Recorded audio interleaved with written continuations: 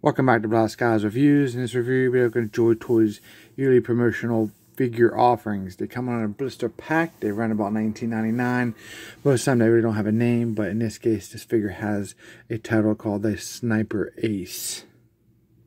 These yearly promotional figures, you got to be careful because they're more or less just kit bashes of other figures or straight up repaints. It's guaranteed to be used parts. So sometimes, one thing bad about these, they don't really pay attention and they put parts together that really don't work together. And I don't usually try to buy this kit bashes that have the same head sculpts of other figures I've had in the past. So if that is something that bothers you and you want to have diversity in your army, you might want to be careful with that. But let's take a look at this figure. Here's the packaging. It's just a blister card, and you can see it has the military here in China on top, Chinese on top. And then we have the Joytoy logo, the figure on the blister with all the accessories. Just on the back here, you see some of the information here. I got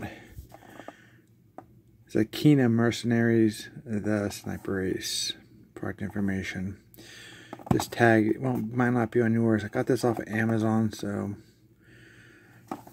And I took the tape off. These are two pieces of tape right here, and you can just slide this off like so and take out your stuff, which we'll do that now. Alright, here he is outside the clamshell. Looks pretty good. Definitely a nice little army builder if you're interested in a squad of modern troopers. Like I said, the head sculpt we've seen before. He does have his helmet, his goggles, and his mouth is covered with like a kind of like a scarf or a buckle of a mask. We have a headset that's sculpted right on. Here's a mic that comes around the front. Looks pretty cool. Obviously, he has a place for like optics, but they don't, they're not functional. There's a lot of sculpting going on because they are used from other parts that they, sold at premium prices for some of the other military figures. There's a black tactical vest on, green olive drab shirt, which is really nice. The vest is removable, and then he has a belt with some pouches on. Here's like the back. Something on the side, all just black piece. That belt is removable also. He's sporting some tan pants. He has a pistol case on a thigh pad, some pouches, and on the other leg we do have a type of thigh pad with some more pouches. It's just off-centered. I'll have to refix that, reposition it. One thing I like about it is something that the joints are just black and they just have an eyesore. Wish they were the same color as the pants. And then you have his boots. Overall, not a bad figure for an army builder figure. Let's go take a look at articulation because that's really what matters. As long as the parts work and stay on. Usually the problem areas are the crotch areas for these guys. They don't match up the legs with the crotches very well, and then you just get some really odd type offerings. For the overall articulation here, he has a black scarf on around his neck, so it's definitely going to hinder a little bit. If you remove that, you have a bigger range, but then you have like that longer neck, so it's going to look weird. So a little side to side, and then you have some back and forth like this, and it's on a ball joint, so it rotates 360. Arms will rotate around 360, they raise up. Get you about a T-pose. And the elbow swivels 360, 90-degree bend. The hands are like a little ball peg, so they will go up and down, all the way around, in and out, and in between. There is some chest articulation there, but it has the vest on, so you really can't see it. There's a waist swivel there for the splits. Not too bad. You get a decent kick out of him at least. This is where it really gets to be a little iffy on some of them. You can sit pretty good. I mean, not too far because of that belt. If you remove some of that gear, you probably can get a better pose. Notice there's like a little bit of gappage, depending on the positioning of the legs there.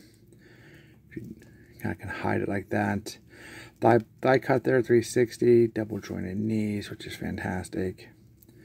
And of course, the feet do pivot down on a ball peg, pivot up, and then around the ankle you can get. So relatively what you would expect from a Joytoy figure in articulation.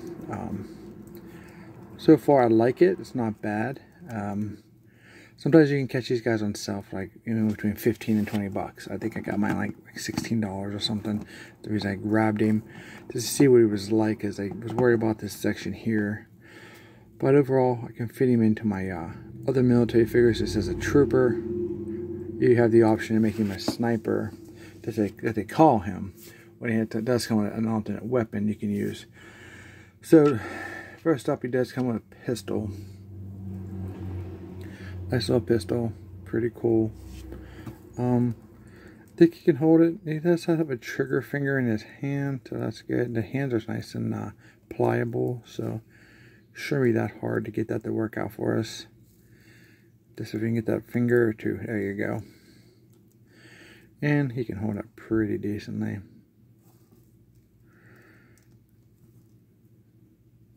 Pretty cool. And if you use the arms and the wrist articulation, you get some nice straight poses with it. Pretty decent. You can place a store too, so that's really cool right here on his leg.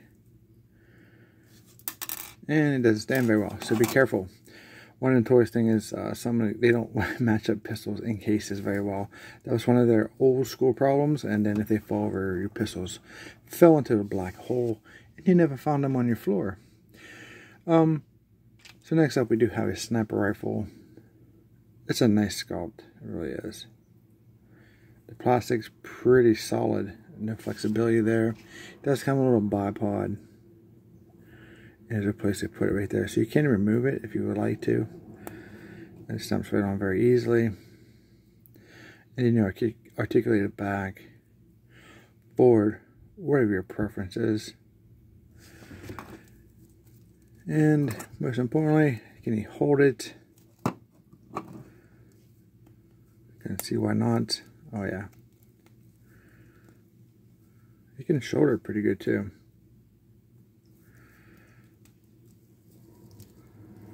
I don't think you can get up to his face too well. Maybe if you take that scarf off, you might be able to. Not too bad. Pretty cool. Or if you decide to get more than one, or you don't like the sniper rifle, it do come with like a submachine gun.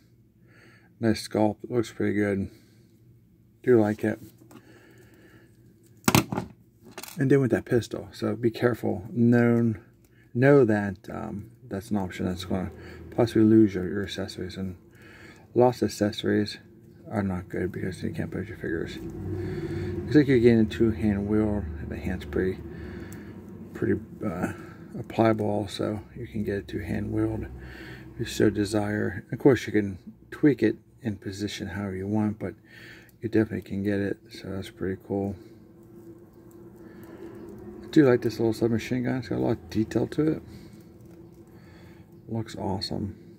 Find my pistol here so we don't lose it. There we go. And it just kind of sets in there, which is that's unfortunate. So for me, I think I am going to be a one and done for this guy. It's just a way to upscale my my team members. It does come with 3 alternate hands. This is a gripping hand. These are very small. They're hard to hold on to. Another gripping hand. And more of an open, maybe like a cradle hand for the other side there, which would be good for his sniper rifle. So there's definitely some tweaks there. You do get a baggie here with a stand and something else in there. Alright, these look like elbow pads to me. So if you want to, you can add them. I think I'm not going to use these for my guy because they may be knee pads. But then in the promotional offers, they had them kind of like up here and they don't fit.